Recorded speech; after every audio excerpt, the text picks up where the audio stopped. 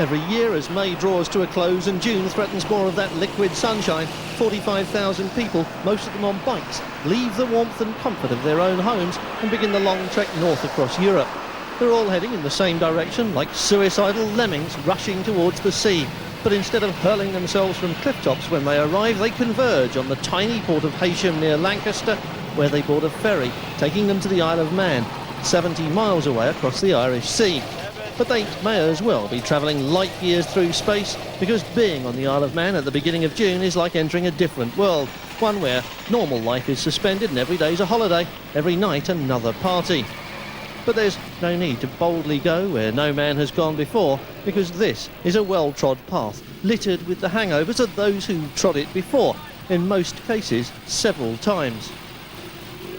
But what is it that makes someone revisit the scene of their worst ever illness? It's a question that's been bothering some of us for quite a while. Is it because there's some corner of a Manxy field that will be forever Bolton or Croydon or wherever they come from? Or is it something else that makes them do it time and time again?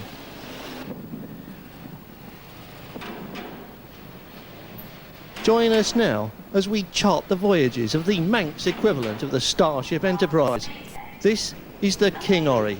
A bit light on warp drives and impulse power, but in every other sense, it's a worthy vessel to take us on a journey to the other side of the galaxy. Oh, all right, Douglas. But this is a different world, and you can't say you haven't been warned.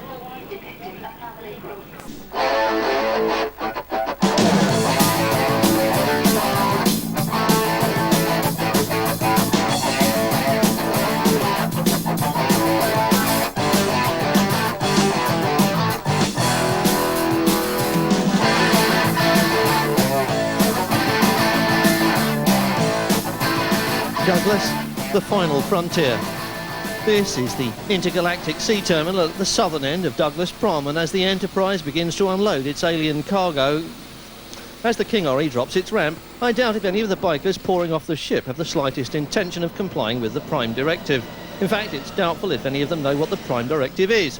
Let's be fair, these are people who can no longer remember their own names, and if they've forgotten, why should we care? Day 2. And a second chance to keep the top brass at Starfleet Command happy by obeying that Prime Directive, which is, incidentally, that no matter what happens on the mission, you must not interfere with local life forms. Yes, the man is still wide awake and in places just coming alive. Whether you like your nighttime fun to be about racing, beer or music, it's happening somewhere tonight.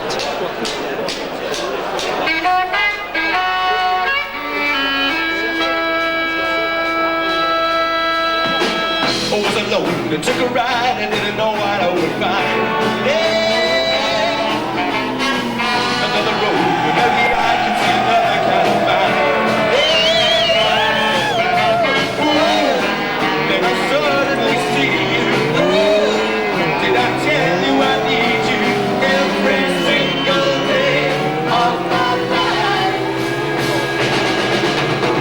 You didn't run, you didn't lie, and you wanted just to hold.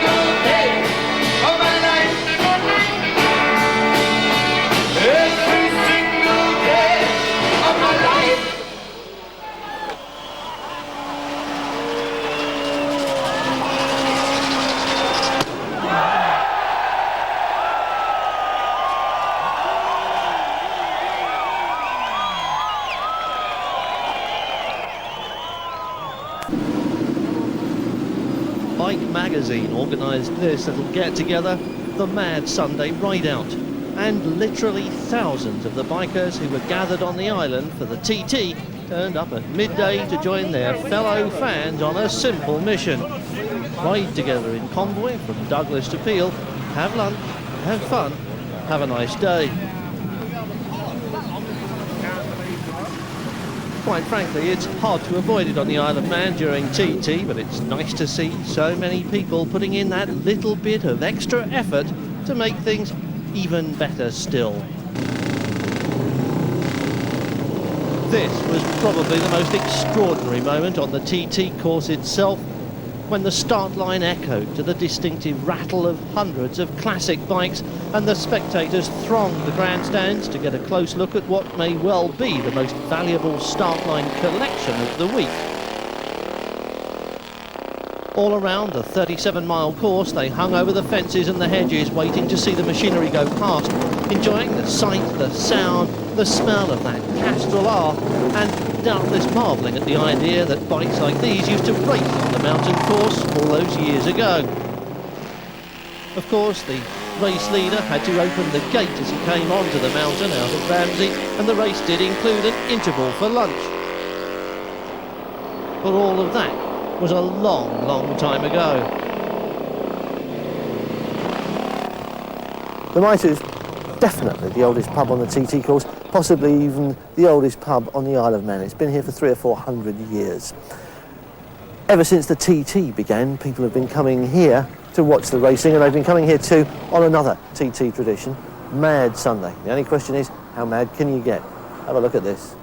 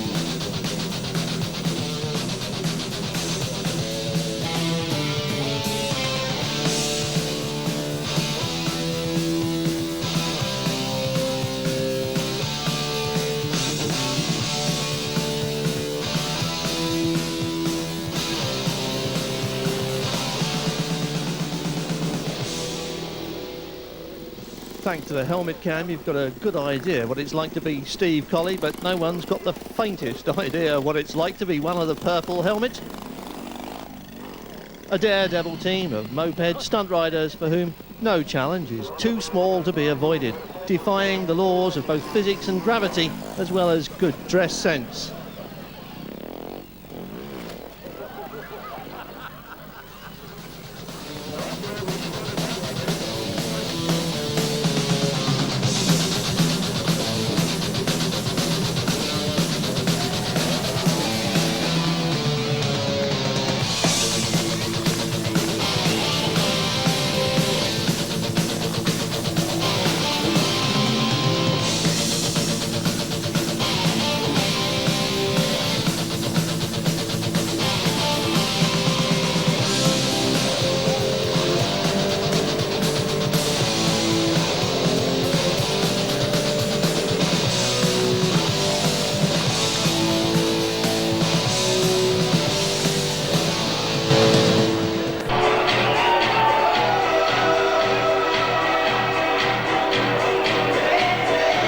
Because the burnout merchants and, of course, the occasional naked lady keep the crowd amused all night. It's no surprise to find that they're all in a good mood and never give any trouble. A large part of the reason, of course, could be that they're all stood there quietly waiting for the next girl to come along and get her kit off. Hey, Chris Mason, you're the manager here. You're the man responsible for all this. What's it been like this week? Fantastic, absolutely brilliant. I mean, so many people coming in the place, upstairs and downstairs, and not a bit of bother anywhere. In fact, that's the whole of Douglas. No trouble at all. Everybody's really having a good time. Everybody here's in a good mood. You're in relaxed mode, I can see it, because hotel managers still not, yeah, the black suit. Yeah, well, I wish I could wear this all day long, but unfortunately, just for TT. So you've enjoyed yourself, you're going to do it again? Yeah, next year's going to be even better. Next year's going to be bigger and bigger, but as good as this year, hopefully. Next year, the TT's a must, pit stop, and the Newquay Ground bar are a must. See you again. Not keeping you away, Joey. So.